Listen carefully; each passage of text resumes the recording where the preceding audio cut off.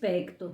Hoje eu vou contar um pouco dessa mulher tão misteriosa que até ela não se entendia. Clarice, por mais que se considerasse uma escritora brasileira, ela nasceu na Ucrânia, isso mesmo, em uma aldeia no dia 10 de dezembro de 1920, filha de um casal de origem judaica que fugiram do seu país diante da perseguição aos judeus durante a Guerra Civil. Ao chegar no Brasil, fixou residência em Maceió, onde morava Zaina, irmã de sua mãe. Clarice tinha apenas 2 meses de idade. Por iniciativa de seu pai, todos mudaram de nome. Nascida como Aya Lispector, passou a se chamar Clarice. Nome lindo, também adoro esse nome de Clarice. Algum tempo depois, foi alfabetizada em português. Imagina que legal. Depois, a família mudou-se para a cidade de Recife, onde ela passou sua infância no bairro da Boa Vista.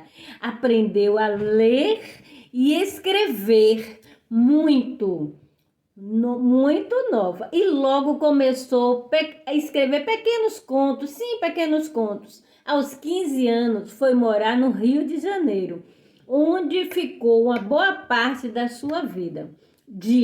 Uma boa parte da sua vida. Ela ingressou muito cedo, né? Em direito. E logo depois casou-se com um cara. Ou seja, um cônsul do Itamaraty. Dessa forma, precisou viajar muito. Tudo isso fez com que ela ficasse muito triste, angustiada, por que não dizer um pouco até depressiva? Mas vamos lá.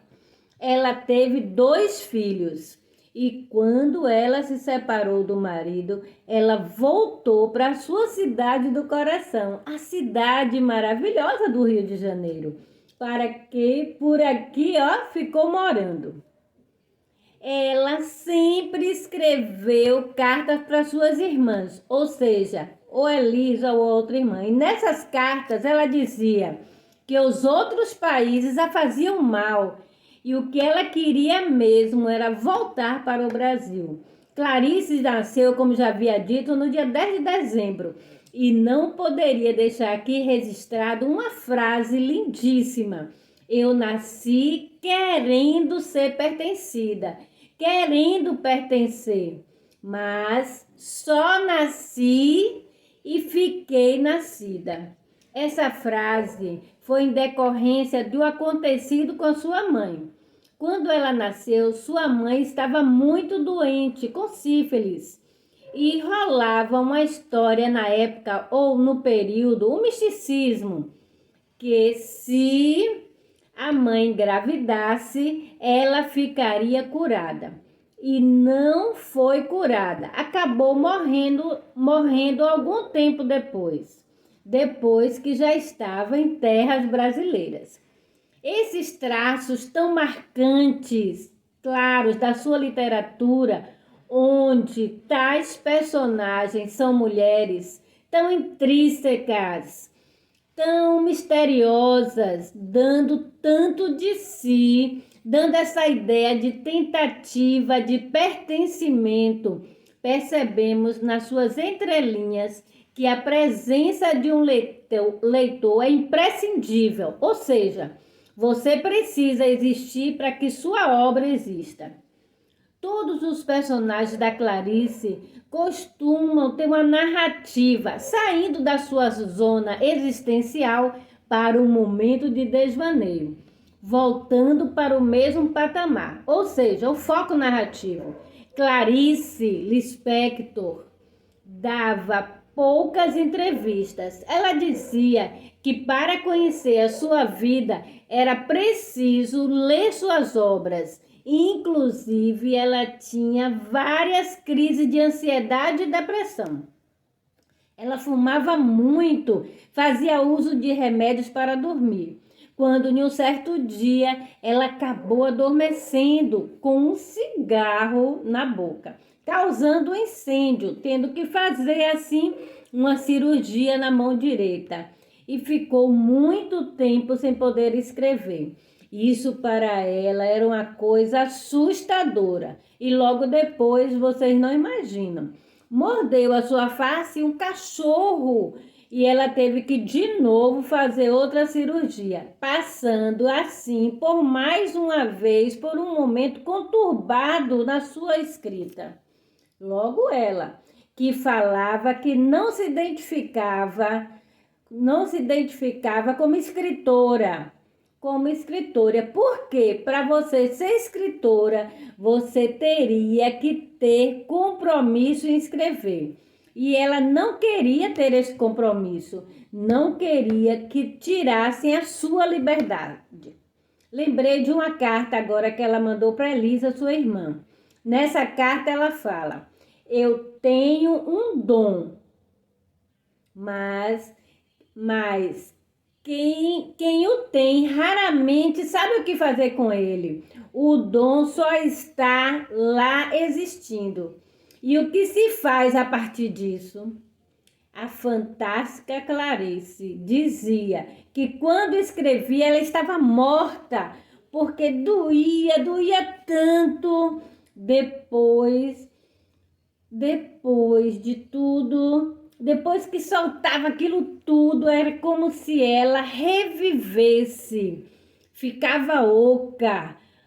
Essa frase tem uma força tão grande. Aliás, essas frases que nos mostram a nós as leituras de onde essa literatura tem origem e o seu porquê de tantos mistérios. Clarice escreveu para diversas revistas e jornais e as entrevistas eram absolutamente maravilhosas, inteligentes, tão misteriosas que ela mesma dizia que era tão misteriosa que não se entendia. Imagine vocês.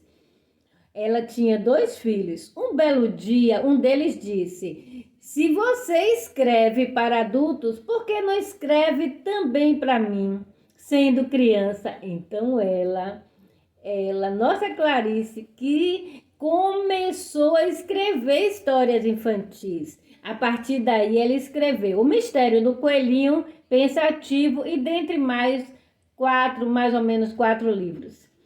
E ela dizia: quando eu me comunico com a criança é fácil, porque eu sou muito maternal. E dizia que quando escrevia para adultos, quando eu me comunico com adultos, eu vejo só verdade. Estou me comunicando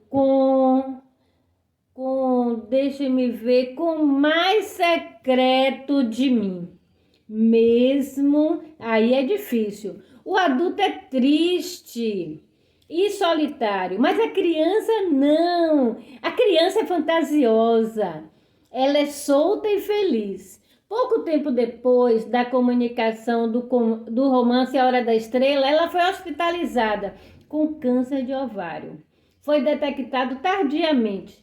Antes da sua partida, concedeu uma entrevista ao repórter da TV Cultura. Depois de gravado, ela pediu que a entrevista só fosse divulgada depois da sua morte. E 10 meses depois. E nessa entrevista, ela relatou que havia ficado sabendo. Foi uma enorme surpresa saber que a sua mãe também escrevia e nunca publicou nada. Tendo uma que também escrevia romances, que era sua irmã, e a outra escrevia livros técnicos.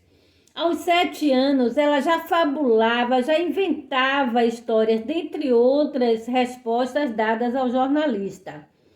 E falou também que o período da manhã era o período preferido. Ela acordava muito cedo para escrever.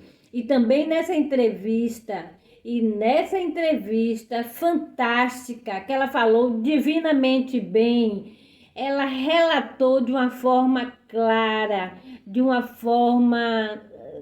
lucidez, de uma forma mágica. E ela fechou com o seguinte, ela fechou com a seguinte frase: e agora eu morri, mas vamos ver se eu renasço de novo. Por enquanto eu estou morta, falando do meu túmulo. E para concluir, e para falar tudo isso dessa fantástica, que eu não tenho adjetivos, né? Tão intrínseca que vale a pena ler. Não podemos deixar de agradecer o grande legado que deixou por todos nós. Obrigada, Clarice Lispector, pela belíssima obra deixada por nós brasileiros. Eu me chamo Cinésia Cristina Santos e sou professora formada em letras e pós-graduada em produção textual. Adoro ler e escrever e também contar histórias. Aproveite, acesse outros contos de Clarice no meu canal, tá bom? Um grande beijo a todos.